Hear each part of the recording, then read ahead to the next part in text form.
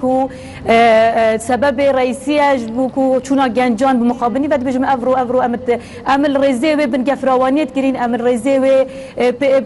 نزيقبون سازان وبيك هاتنيت كرين بس مقابل قال هندي داجي ام همي بجدارين في حكومات هر كي ماسيك هبيتن ام همي تدا بجدارين ليلى خانا قرم نتشينا سر توري كوش كرنا جنجان جبو كان بحث رول راغاندني دي كاين دخازم لسر برسي بسكنين كاك نشوان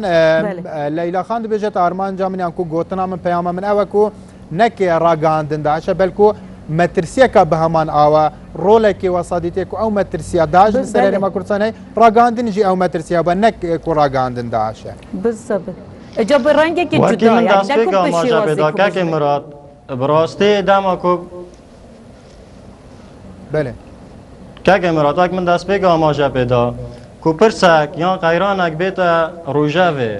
دوید به شواک اکادمی زانستیانه دما راگاندن اگل سروی اساسی لسر باخوید و شروعه بکد و بو خلقه که دیار بکد اول نه هر شو تشنه کردن آن جک تشیر کردن شخصیه یا جلاره دا بردن راستیه که لورا لانه بران راگاندن که اسنا بجن کوکش لایان هر راگاندن که هابد به شوازی برو واجی که حوال بدد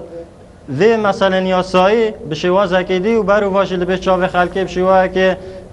براره دا بردن شروع بکت و بشوه که نه اکادمیا و بکت مسئله تشخیص و تشخیص دا افچنده هم جنال گلوه چندینه افچنده مترسی داره نه کتو افرو که پرسک قیرانک چه بیایان بواره گندالیه دابد هر بواره که هدابد مثلا افرسو قیران نوکه دروژه ودانه یک بیاک تل سر دستگاه که راگاندنه چه حزبی بد یا نه حزبی بد لسر گنگ شبکت بابت و پروگرام لسر بینخوار مناقشین سیاسی و اکادمی و کسان بسپور سر بوارادا لسر باخون اونا هیرش کردن و